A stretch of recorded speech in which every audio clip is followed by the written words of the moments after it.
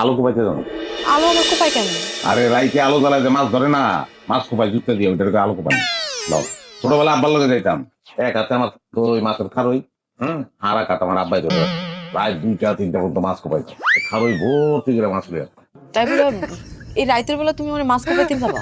হ্যাঁ, কটা দিন ধরে খুব ইচ্ছা করছে, আব্বা মারা যাওয়ার পরে আর মাছ কোপাইতে যাই। আচ্ছা যাও, চলো তাও তোমার বড় থেকে পাতি দিয়ে যাও, আমি দেখি দুধটা দিয়ে বসো তুমি এখানে, আইতেছি।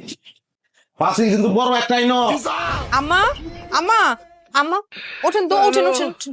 কি হইছে আপনারা তোমরা ডাকতেছ না? একটা বড় দেখা পাতিল দেন আম্মা। রাইত তো ঘুরে এত বড় পাতিল দিয়ে তুমি কি করবা? আপনার ছেলের সাথে আলু কোপাইতে যাবো। কি? আরে আলু কোপানো বুঝেন নাই? মাছ কোপাইতে যাবো আজকে সারা রাত, আপনার ছেলের আমি মাছ কোপাবো। এই মাথা মুথা কি ঠিকঠাক আছে? আমল তোমার কথা কি কইতাছো তুমি? আবল তাবল কথা তো বলতেছি না আম্মা।